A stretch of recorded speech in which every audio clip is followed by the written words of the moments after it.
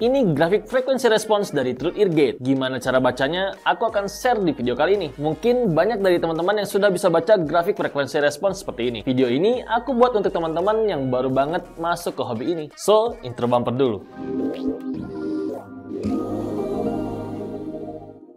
Grafik frekuensi respons ini semacam kurva penggambaran karakter suatu earphone, headphone, atau speaker. Grafik ini hasil dari proses measurement atau pengukuran. Aku nggak akan bahas bagaimana caranya karena aku sendiri belum pernah melakukannya. Pengukuran ini tuh banyak dilakukan sama reviewer audio di dunia. Kita bisa mengakses hasil pengukuran-pengukurannya secara online di web-web seperti Squeaklink, Earthings, dan Clinical.com. Di Squeaklink banyak sekali database hasil pengukuran IM dan headphone dari reviewer. Nah, di sana banyak banget pilihan reviewernya. Dari mulai Bad Good Guy Audio Review, Giz Audio, ada Precovision yang dari headphones.com, dan yang Indonesianya ada Aftersound. Di website ini teman-teman bisa cari referensi berbagai grafik frekuensi respons dari IM-IM yang teman-teman tertarik untuk beli. Yang aku mau share sekarang ini, cara bacanya. Seperti yang terlihat grafik dan kurvanya seperti ini. Dengan grafik dan kurva ini, kita jadi bisa membaca karakter suara atau tonal balance dari IM atau headphone ataupun speakers yang kita pengen beli. Memang lebih baik cobain tes denger ke toko-toko offline. Biasanya kan banyak unit demo yang disediakan di sana. Alangkah baiknya memang denger langsung,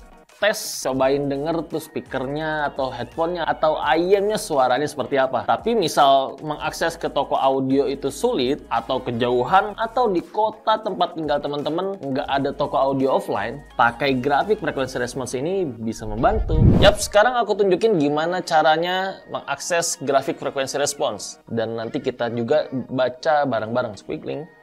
Kita lagi pilih reviewernya Super Review. Kali ini kita pakai database-nya Aftersound aja ya. Ini kelihatan nih dari sini ada brands, ada model. Nah, ini brand-brandnya nih. Ini semua brand-brand yang sudah pernah diukur sama Aftersound. Pakai contoh IM yang paling terkenal aja, Truth Ear Gate.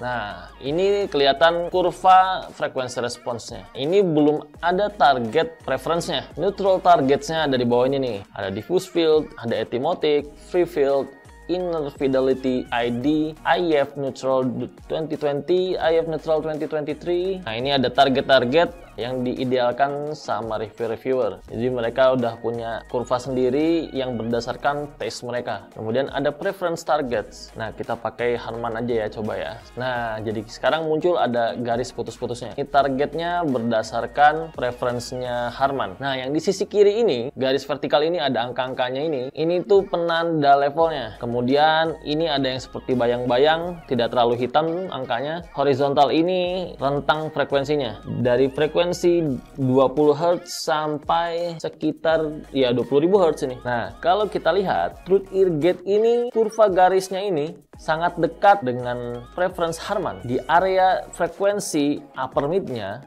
di 2000 Hz sampai 5000 Hz-nya, atau mungkin ya sampai treble-nya ini bisa kita bilang dari area 2000 Hz sampai treble di 8000 Hz itu dibuat sedikit lebih rendah dibandingkan targetnya. Jadi ini kita bisa perkirakan kalau Truth Ear Gate ini cukup warm. Area upper mid-nya tuh safe gitu, tidak akan terdengar menyerang ataupun menusuk. Kemudian di area upper treble-nya, di area 10.000 Hz, ini terlihat ada dip, ada penurunan kadar frekuensinya, ada penurunan levelnya cukup jauh. Ini sebenarnya ciri khas dari style tuning monitoring yang umumnya selalu seperti ini, dip di area 10.000 Hz. Kemudian kita bergeser ke area mid. Nah, area midnya cukup landai dan linear. Terlihat di sini ada gap. Kalau Truth Ear Gate ini punya frekuensi mid, frekuensi low mid, lebih tepatnya lower mid, di sekitar 150 sampai 400 Hz-nya lebih tinggi dibandingkan target Harman. Jadi kita bisa memperkirakan kalau suara midnya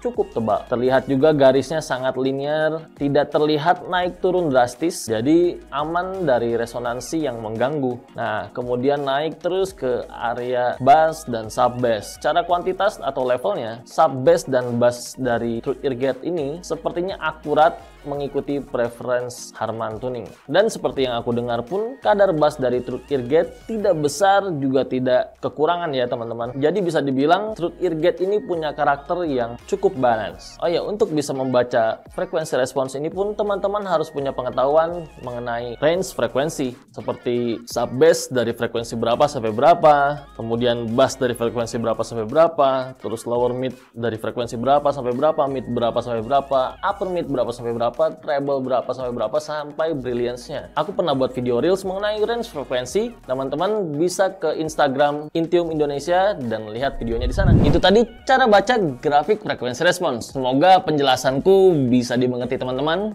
Kalau teman-teman ada yang belum jelas dan mau ditanyakan, bisa komen di bawah. Thank you banget teman-teman udah nonton. Teman-teman juga bisa like video ini kalau teman-teman merasa video ini bermanfaat. Dan bantu share juga biar teman-teman kalian tahu juga informasi tentang cara baca grafik frekuensi respons ini. Sampai jumpa di video selanjutnya. Bye-bye guys.